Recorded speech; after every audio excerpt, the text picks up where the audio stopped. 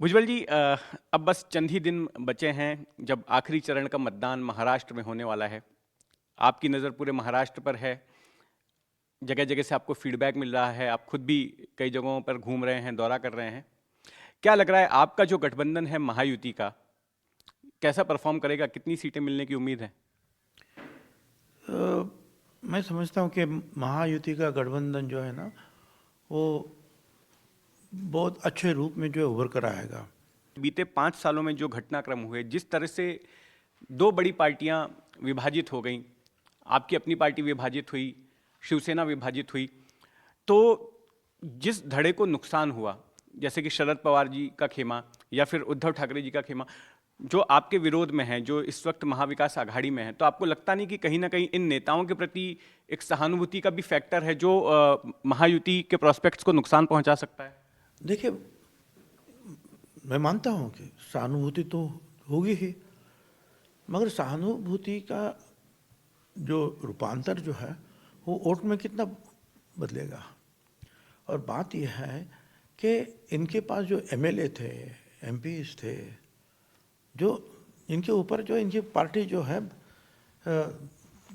सामने ताकतवर दिखती थी, वो सारे के सारे तो इधर आ गए।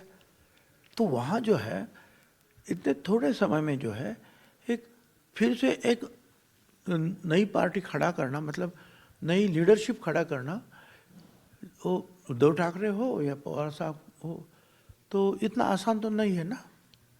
आप शरद पवार के सबसे करीबी नेताओं में से एक माने जाते थे। 1991 में आपने शिवसेना छोड़कर उनके साथ कांग्रेस ज्वाइन कर ली। 1999 में जब उन्होंने कांग्रेस से बाहर निकलकर एनसीपी बनाई, तब भी आप उनके साथ में थे। आप उनके सबसे भरोसेमंद नेता माने जाते थे।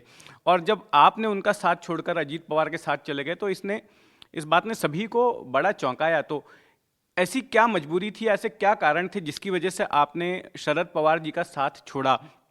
क्या इसके पीछे, जैसा कि विपक्ष आरोप लगाता है कि जो आपके खिलाफ मामले दर्ज किए गए थे, उससे प्रभावित होकर आपने इस तरह का फैसला लिया, या दूसरे कारण थे? आपने जितेंद्र ठीक कहा कि मैंने शिवसेना 25 साल के बाद छोड़ी। कई सारे जो है मसले हैं कि बार बार बीजेपी के साथ बातचीत करना, पीछे हटना, बातचीत करना, पीछे हट। इससे जो है ना, जो मेरी जो है अटकल है कि इससे उनको भी गुस्सा आता था कि भाई ये बार बार हमको फंसाते हैं, जो है क्यों, मतलब फंसा रहे हैं, हाँ बोलते हैं फिर हट जाते हैं। और इसका जो इसकी भुगतान जो हमको करनी पड़ती है, हम जैसे कि हम ही विरोध कर रहे हैं, तो डालो इसको तकलीफ, डालो उसको तकलीफ, डालो उसको तकलीफ, अभी क्या करें हम लोग। और जब सबके सब बोल रहे हैं, अजीत पवार बोले बस चलो सब लोग, और सब लोग निकले, तो मैं बोले चलो अभी मैं पीछे रहकर क्या करूँगा, तो मैं भी आया। तो ये जो है उसका कारण है।